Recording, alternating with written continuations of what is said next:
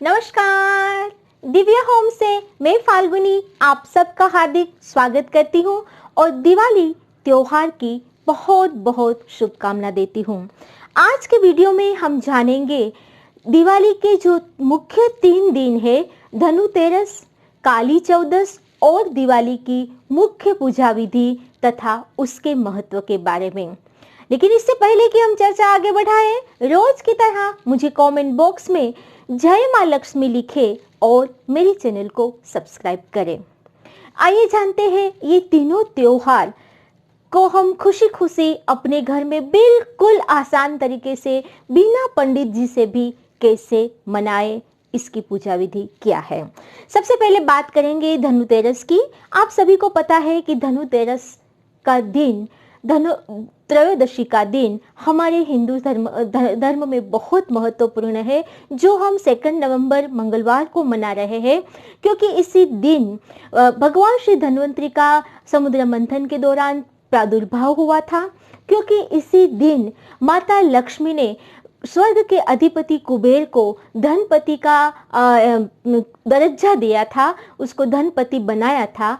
इसीलिए धनु त्रयोदशी के दिन 3 देवी देवता, सबसे पहले तो माता लक्ष्मी और गौरी गणेश तथा कुबेर और भगवान श्री धन्वंतरी की पूजा का विशेष महत्व है। इसीलिए आपको सबसे पहले सूर्योदय से पहले ब्रह्म मुहूर्त में उठना है।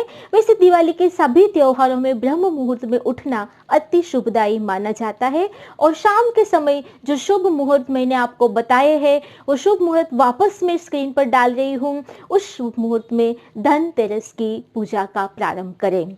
इसके लिए एक चौकी पर लाल कपड़ा बिछाए तथा चारों ओर गंगाजल छिड़क के अपने आप को और वातावरण को पवित्र करें। बाद में हाथ में गंगाजल लेके संकल्प करें और बाद में आपके घर में जो मूर्ति या फोटो जो भी है, वो माता गौरी गणेश तथा लक्ष्मी गणेश और कुबेर और धन्वंतरी की फोटो या मूर्ति को उस चौकी पर स्थापित करें।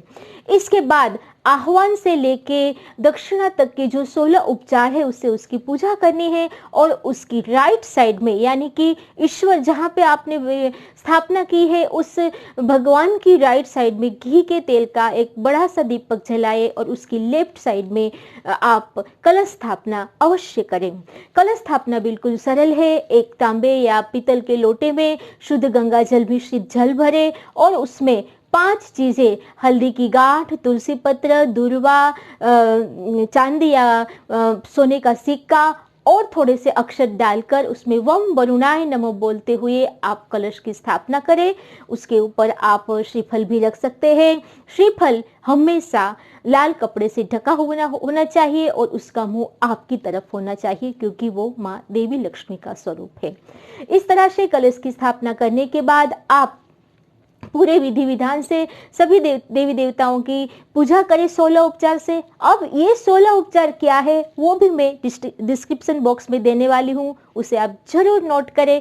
और बाद में माता लक्ष्मी को और गणेश को लाल मिठाई का भोग, कुबेर को सफेद मिठाई और धन्वंतरी को पीली मिठाई का भोग लगा के कपूर से आरती करें और उस आरती में घर के जितने भी सदस्य हैं, उस सदस्यों की संख्या के आधार पर 2-2 लौंग की जोड़ जरूर कपूर के साथ आरती में रखें, ताकि वो जब जले तब घर की नकारात्मकता चारों ओर से नष्ट हो जाए।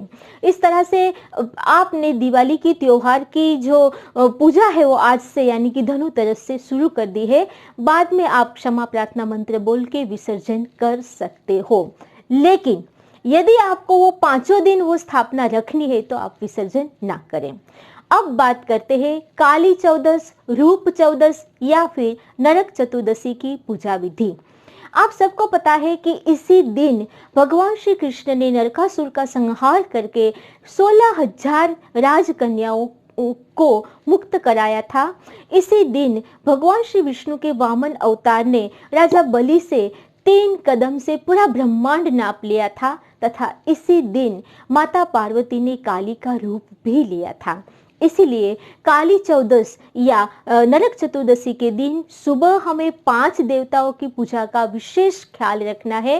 वो 5 देव है भगवान श्री कृष्ण, माता काली, भगवान श्री वामन जो विष्णु के अवतार थे, तथा हनुमान जी और यम देवता। इन सब की पूजा करने के बाद शाम के समय नरक चतुर्दशी का जो विशेष निश्चित मुहूर्त बताया गया है, उस समय यम का दीपक जरूर लगाएं। अब ये दीपक कैसे लगाना है? बिल्कुल आसान है। घर की चौखट पर दोनों ओर दक्षिण दिशा की ओर मुंह करके आप सरसों के तेल का दीपक लगाए, और याद रहे दर्शकों, वो दीपक की बाती भी दक्षिण दिशा की ओर रहे, इस तरह से। अब ये दीपक का जो पात्र है, दीप पात्र जिसे हम दिया बोलते हो, आप ऐसे ही नहीं रखोगे। उसके नीचे आप धान का कोई पात्र रखोगे, एक पात्र में चावल और चावल के अंदर वो दिया। इस तरह से बिना धान से वो दिया नहीं लगाना है। घर की चौखट में दोनों ओर से वो दिया लगाए। वो दिया लगाने के बाद वापस आप पूजा स्थल पर आए। सभी देवी देवता जो 5 देवी देवता है जिसकी आपने स्थापना सुबह की थी, उसकी पूरे विधि विधान से पूजा करें। यमदेव का फोटो नहीं लगाना है, केवल उसका मानसिक स्मरण करना है दक्षिण दिशा की ओर मुख रख के। बाद में सारी देवी देवताओं को आप भोग लगाए। केवल यमदेव को बरगद के पत्ते पर इमरती का भोग खास लगाया जाता है इस दिन। इसीलिए आप बरगद का पत्ता भी कहीं से उसकी व्यवस्था करें और इमरती का भोग लगाए। और वो भोग लगाया हुआ बरगद का पत्ता और इमरती आप किसी भी घर के पास जो चौराहा है, उस चौराहे के बीच में उसे रख दे, ताकि वो जो भोग है वो यमदेव को अपने आप पहुंच जाएगा और आपके घर से जो अज्ञात भय था वो निकल जाएगा। अकाल मृत्यु किसी को नहीं आएगी और घर में से सारी नकारात्मक शक्तियों का विध्वंस हो जाएगा। ये है नरक चतुर्दशी की संपूर्ण पूजा विधि। वैसे नरक चतुर्दशी की पूजा विधि रात्रि के समय काफी तांत्रिक लोग करते हैं, लेकिन क्योंकि हम सात्विक साधक हैं तो हम केवल शाम के समय यम का दीपक जला के यम के स्तोत्र बोले और बाद में जो मैंने 5 देवी देवताओं के नाम लिए हैं उसकी पूजा करें और सात्विक तरीके से हमारे घर से शनि ग्रह, राहु ग्रह आदि की पीड़ाओं नष्ट हो जाए, नकारात्मकता समाप्त हो जाए, अज्ञात भय और अकाल मृत्यु का भय ना रहे, ऐसी भावना करें। इस तरह से विधि विधान से पूजा करने के बाद कपूर से आरती